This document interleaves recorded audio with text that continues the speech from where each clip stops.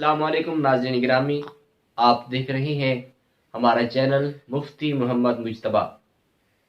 ناظرین گرامی، ہم ایک ایسے مسئلے کے ساتھ آپ کے سامنے حاضر ہوئے ہیں کہ آج کے دور میں اکثر خواتین کو صلاۃ و تسبیح پڑھنے کا بہت شوق ہے اور پڑھنی بھی چاہیے۔ حدیث مبارکہ میں اس کی بڑی فضیلت بیان کی گئی ہے۔ تو جہاں صلاۃ و تسبیح پڑھنے کا شوق ہوتا ہے تو وہاں اس مسئلے سے غافل بھی ہیں کہ صلاۃ و تسبیح کی امامت کروائی جائے گی یا صلاۃ و تسبیح اکیلے کے لیے پڑھی جائے گی۔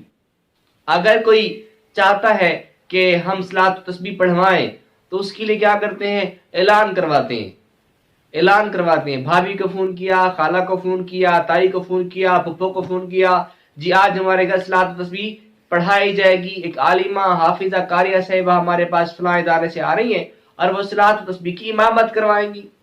تو ناظرین، ہوتا کیا ہے، وہ خاتون اپنی بچوں کو بھی ساتھ لے جاتی ہے اور ساتھ 3-4 ہمسایوں کو بھی ساتھ لے جاتی ہے کہ آج میرے فلاں رشتہ دار کے گھر میں صلاۃ و تسبیح کی امامت کروائی جائے گی، تم بھی ہمارے ساتھ چلو۔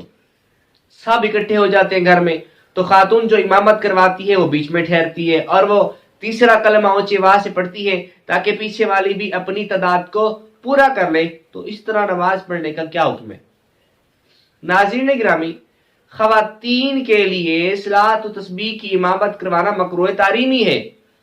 کوئی بھی نفلی نماز ہو، چاہے وہ مرد ہو چاہے عورت ہو، مرد کے لیے صلاۃ التراویح اور صلاۃ الکسوف کے علاوہ، ٹھیک ہے جی، ہر نماز نفل نماز کی امامت کروانا مکروہ تحریمی ہے، تو عورت کے لیے کیسے جائز ہوگا کہ وہ صلاۃ التسبیح یا صلاۃ التراویح کی امامت کروائے؟